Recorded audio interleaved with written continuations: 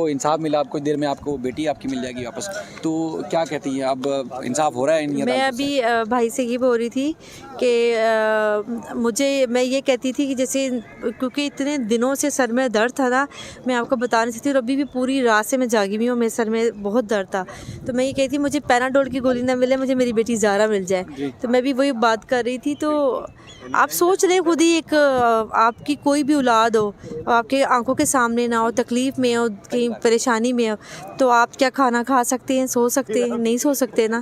تو یہی حال ہمارا تھا، ہم بس یہ کہتے تھے کہ ہماری بچی خیریت سے زندہ سلامت ہمیں مل جائے، جو کہ اللہ تعالیٰ نے ہمارا سنی ہے، اور جیسا آپ نے ہماری بچی کی بات کو آگے رکھا ہے اور ہمیں دی اس کی کسٹڈی، تو میں ان کا بہت شکریہ ادا کرتی ہوں کہ میں یقین کریں، میں ابھی وہاں پہ بیٹھی ہوئی کینٹین میں یہ سوچ رہی تھی کہ میں ایک ان کے لیے اور ایک جبان بھائی کے لیے میں اپنی آخری سانس تک دعا کرتی رہوں گی کہ اللہ تعالیٰ ایسے ہی جج اور ایسے ہی وکیل جو ہے نا ہمارے ملک میں بہت زیادہ ہونے چاہیے۔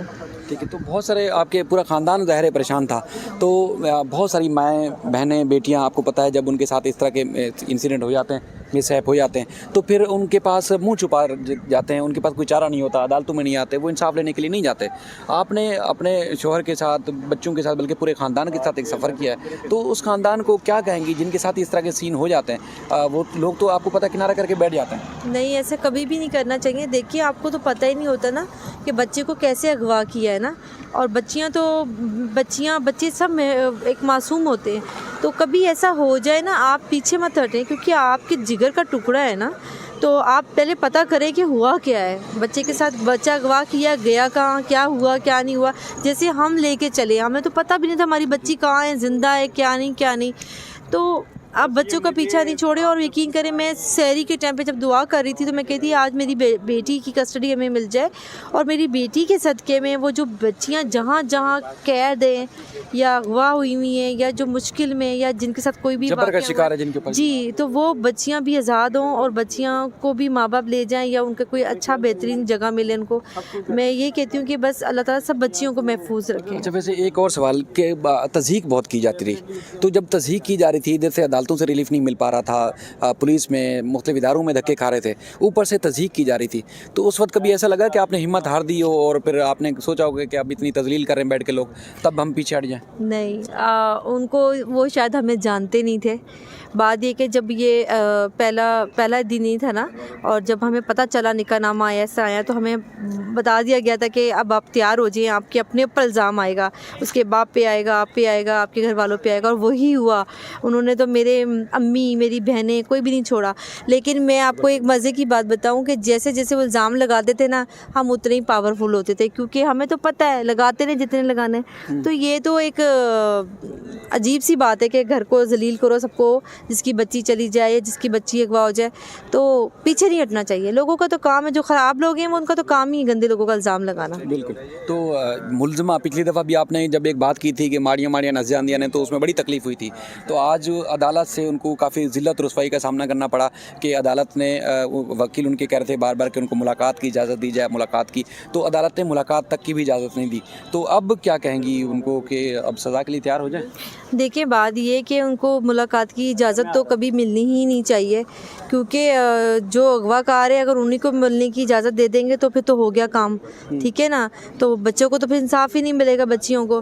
تو دوسری بات ہے جو کہتی ہیں ماڑیاں نس جاتی ہیں، تو پھر ان کو بولیں کہ جو لوگ لے کے جاتے ہیں پھر ان کو سزا بھی تو ملتی ہے نا، تو آپ تیار ہوں کھلے دل کے ساتھ، ہم نے اتنا برداشت کیا، آپ بھی برداشت کریں۔ تو یہ تو میں نے تو اللہ پہ چھوڑ دیا تھا، مجھے پورا یقین تھا کہ جس نے اتنی اذیت دی نا، جتنے آنسو ہمیں رلائیں، اللہ تعالیٰ اس کا انصاف ضرور لے گا، انشاءاللہ انصاف ضرور ملے گا۔ اچھا، یہ سکینہ ساتھ ہمارے ساتھ، کیونکہ پچھلی دفعہ بتایا تھا کہ بلی مر گئی ہے، اب بلی آپ نے اس کے بعد پھر بتایا گیا کہ بلی لے لی ہے، تو بلی کی حفاظت کی، اب بالکل چل پھر رہی ہے، آپ کے ساتھ کھیلتی ہے؟ ہاں جی، روز کھیلتی ہوں۔ تو اب واپس جب بہنیں آئیں گی تو وہ بلی ان کے حوالے کر دیں گی آپ؟ جی، اسے نام بھی رکھنا ہے زہرا نے۔ اچھا، بھی نام نہیں رکھا؟ نہیں۔ بغیر نام کے کیسے چل رہی ہے وہ؟ کیسے آپ نے اس کو؟ زہرا کی ہے نا۔ اچھا، وہ خود آئے گی واپس بچے کا، بلی کا نام رکھے گی، تو اس کو کیا کھلاتی رہی، کس طرح اس کی حفاظت کرتی رہی؟ ابھی تو اس کو بسکٹ وغیرہ کھلاتے ہیں، اور بوائل چکن ہو گیا، اور جیلی ہو گئی، سریلیک ہو گیا بڑھیا کا۔ اچھا، اب وہاں رہ کے اس کو عادت پڑ گئی ہے اب آپ لوگوں کی، یا بھاگ جائے گی بلی؟ नहीं भागती, चाहे दरवाज़ा खुला भी हो। अच्छा जी, बड़ा एक रिलीफ मिला है अदालत से, आप क्या समझ रहे हैं कितना बड़ा रिलीफ है, और मुस्तकबिल में क्या प्लान है आपका? बहुत बड़ा रिलीफ है।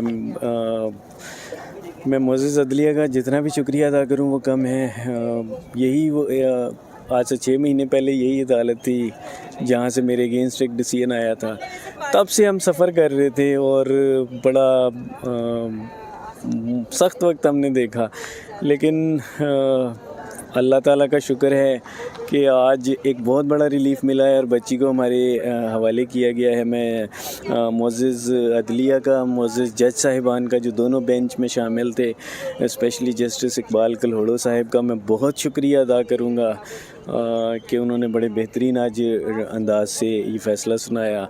और आपने देखा होगा डायलॉग्स भी हुए उसके अंदर बड़े। अदालत ने आपके जो एफर्ट्स है उसको अप्रिशिएट किया है कि आपने जदोजहद की है बेटी को वापस हासिल करने में। जी बिल्कुल, मैं बड़ा प्राउड महसूस कर रहा हूँ इस चीज़ को लेके कि उन्होंने मेरी एफ़र्ट को सराहा।